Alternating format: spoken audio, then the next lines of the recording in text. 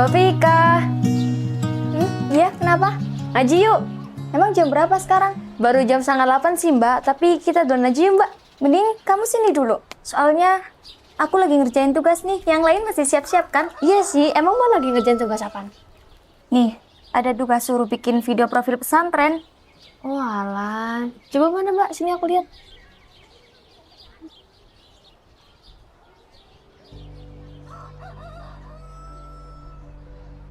Di Purwokerto, tepatnya di Kecamatan Karangluas, Desa Pasirwetan, berdirilah Pondok Pesantren Nurul Iman pada tahun 1986.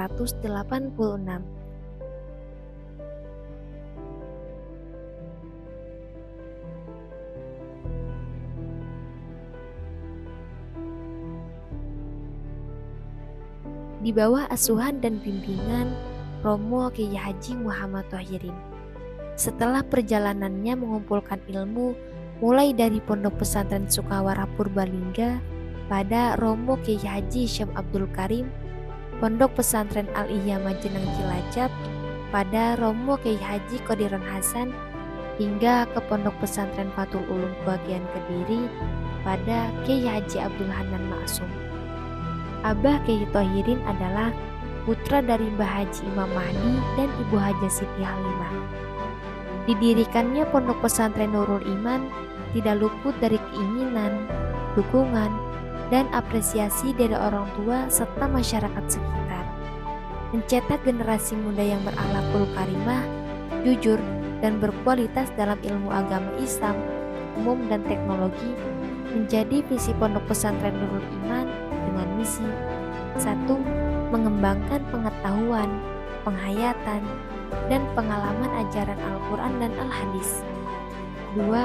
Meningkatkan izul Islam bagi santri. 3. Menanamkan rasa perjuangan terhadap santri. 4. Meningkatkan ketakwaan terhadap Allah Subhanahu wa Ta'ala bagi santri lewat jalur pendidikan agama Islam.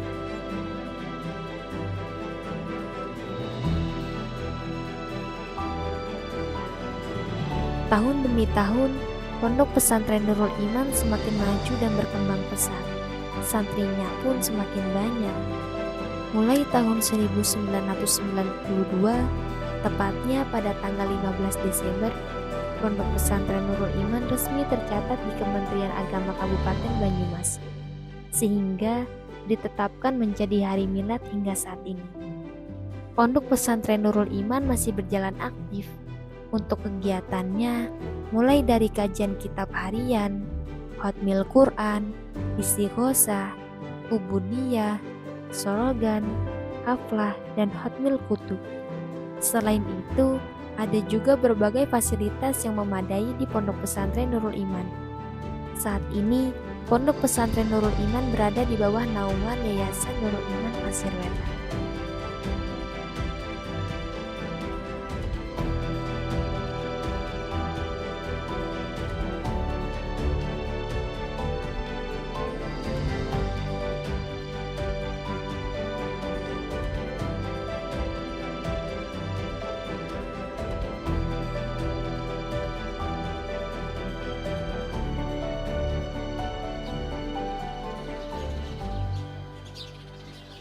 Ih, bagusnya Mbak. Pasti dong. Mbak, udah jam 8 nih Mbak. Yuk ngaji yuk Mbak. Yaudah, aku beresin dulu ya. Oke.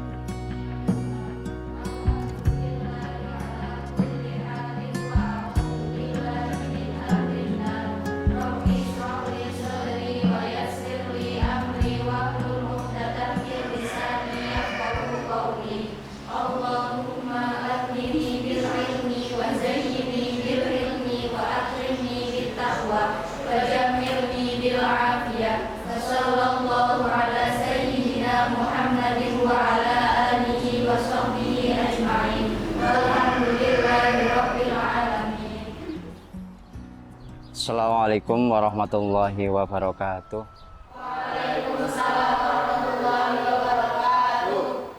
Bismillahirrahmanirrahim. Ila hadratin Nabi Mustafa Muhammadin sallallahu alaihi wasallam wa ala alihi wa aswajihi wa auladihi wa dzurriyyatihi wa libatil kiram wa nahusu khususan mu'alifatul kitab Ta'limal Muta'alim Asy-Syaikh Zarnuji. Al-Fatihah.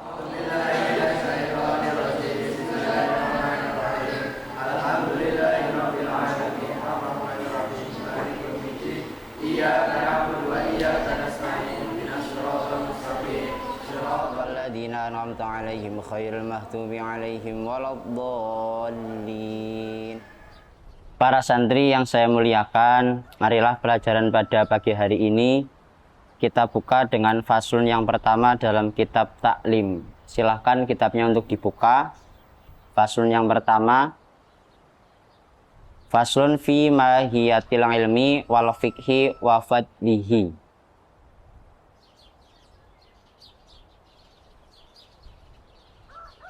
Bismillahirrahmanirrahim. Qala al-mu'allifu rahimallahu ta'ala wa nafa'ana bihi wa bi ulumihi fid dharaini amin.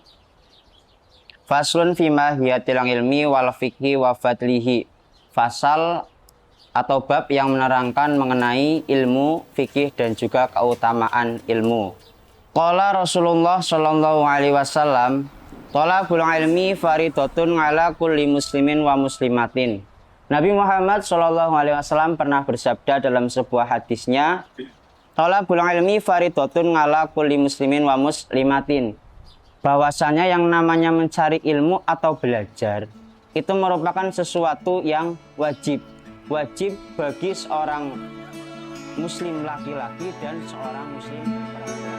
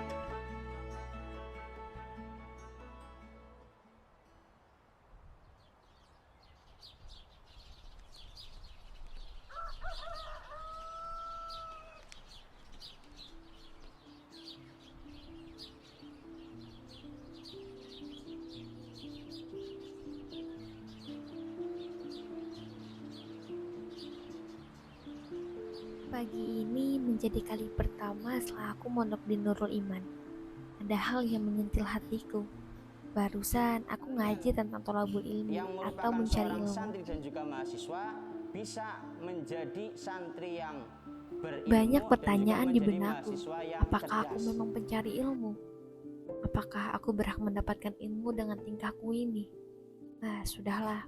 Yang penting aku niatnya ngaji, mencari ridho guru dan keberkahannya. Tapi aku bangga pada diriku sendiri kok. Gak apa-apa kan?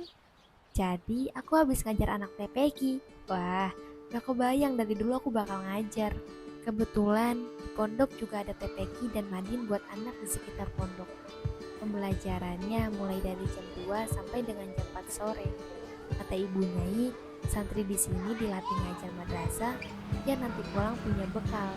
Paling tidak bisa ngajarin huruf hijaiyah buat anak-anak. Waktu lihat anak-anak ngaji, aku jadi ingat waktu aku kecil. Saat aku ngaji pernah dilempar penghapus kayu. Tapi itu dulu. Sekarang kayaknya udah gak ada deh penghapus kayu. Lemparan itu terjadi karena aku ngobrol terus pas hafalan surat. Padahal surat Al-Kafirun aja gak bisa nambah ayat. Hehehe. Ternyata jadi guru capek juga loh. Padahal cuma nerangin dan sesekali mengondisikan anak-anak yang Masya Allah.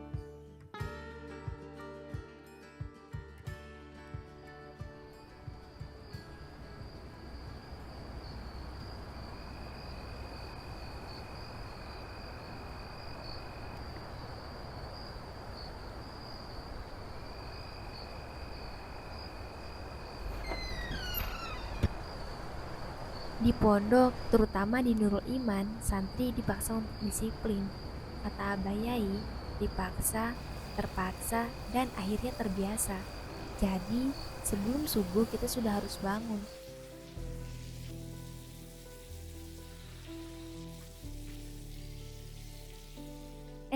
Kebetulan, di Nurul Iman juga ada jadwal piket masak untuk sarapan teman-teman santri.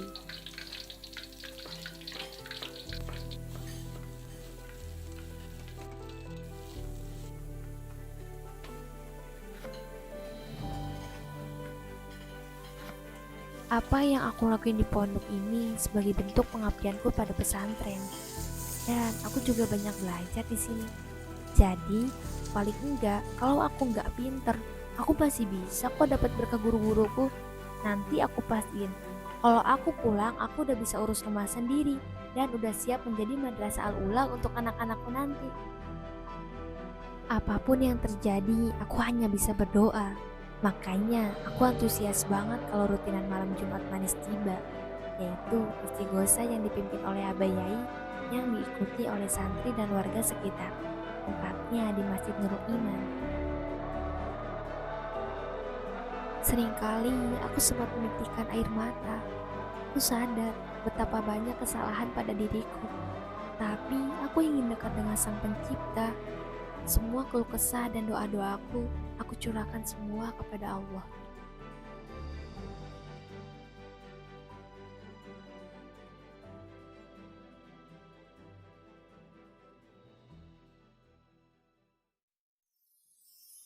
Oh iya, jadi di pondok itu setiap malam Jumat ada kegiatan. Kayak malam Jumat kemarin ada hitobah. Menurutku hitobah ini bagus banget buat melatih public speaking.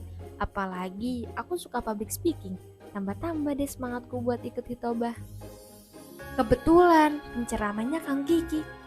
Dia malah lupa materinya. Seketika mulanya pun penuh dengan tawa aku dan teman-temanku. Bismillahirrahmanirrahim. Allahumma barik lana fima rozaktana wa qina adzabannar.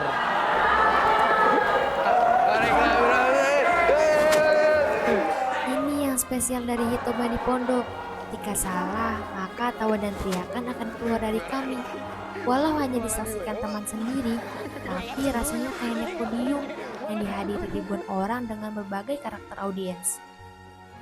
Benar-benar mental dilatih di sini. Terus syawir juga dilaksanakan pada malam Jumat. Dengan syawir aku bisa melatih retorika, logika berpikir, menganalisa, debat, dan kayaknya masih banyak lagi deh.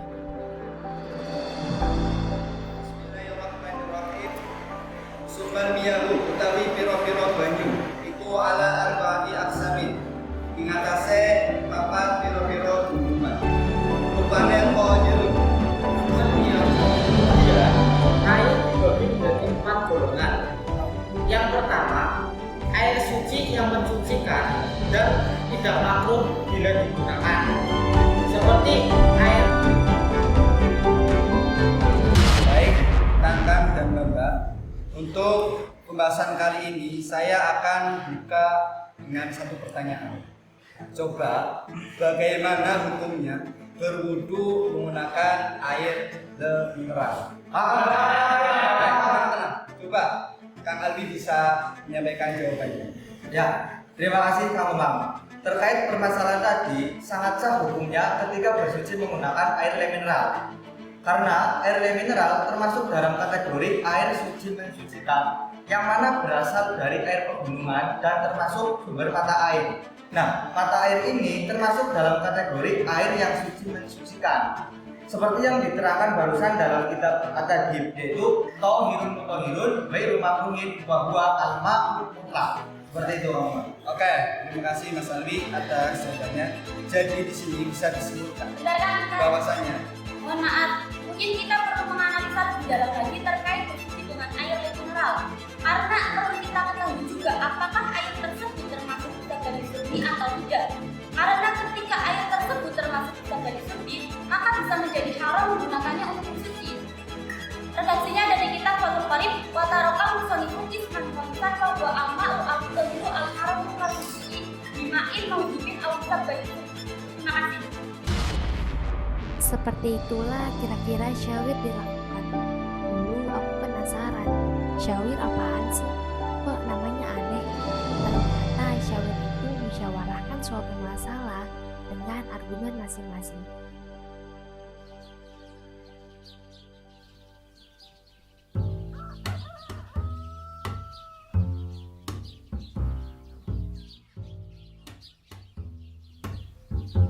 Oh iya, nanti malam Jumat aku mau request sholawat lah.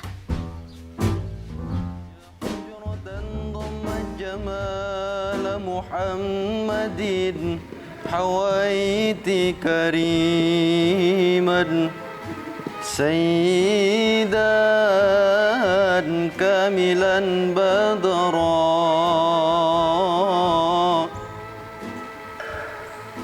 يا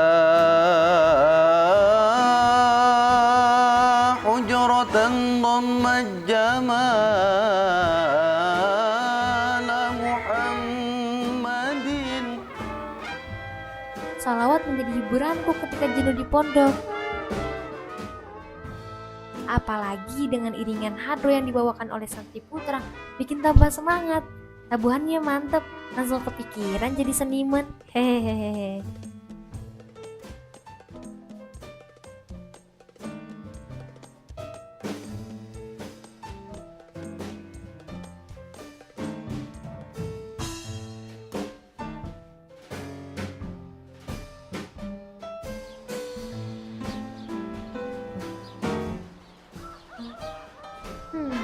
Masih nggak nyangka bisa jalanin semua aktivitas di pondok, dari yang wajib sampai yang enggak.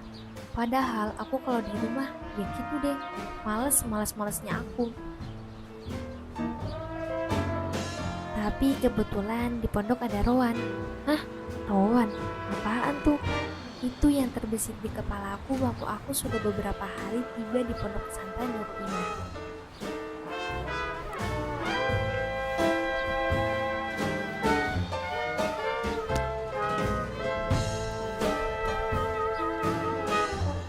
Ternyata Rowan itu istilah pesantren untuk kerja bakti, bersih-bersih dan merapikan lingkungan pondok. Setiap hari Minggu pasti aku ikut Rowan. Pertama, sebab aku suka kalau bersih. Kedua, malu kalau nggak ikut Rowan.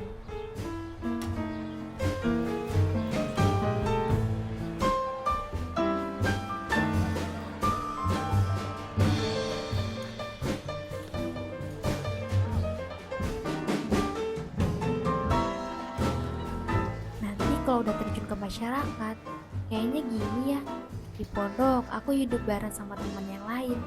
Nanti di masyarakat kan juga hidup berdampingan dengan orang lain.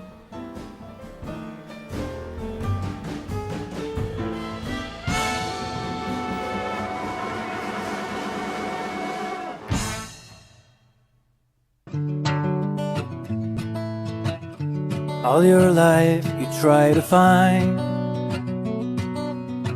that pot of honey to buy whatever you like, but it's all just smoke and mirrors.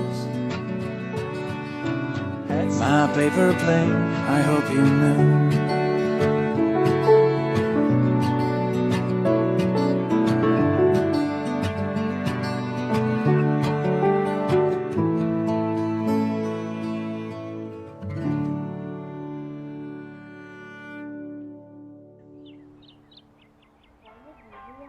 Di pondok aku hidup bareng sama teman yang lain.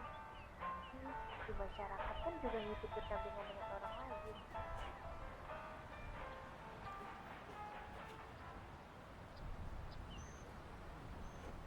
Bu, kayaknya kalau aku mondok sambil kuliah bagus kali ya. Emangnya mau mondok di mana? Di Pondok Pesantren Nul Iman, di Purwokerto, dekat kampusku nanti. Barusan aku lihat video profilnya, Bu. Informasinya bisa dilihat di akun sosmed pondok. Pondoknya bagus loh, Bu.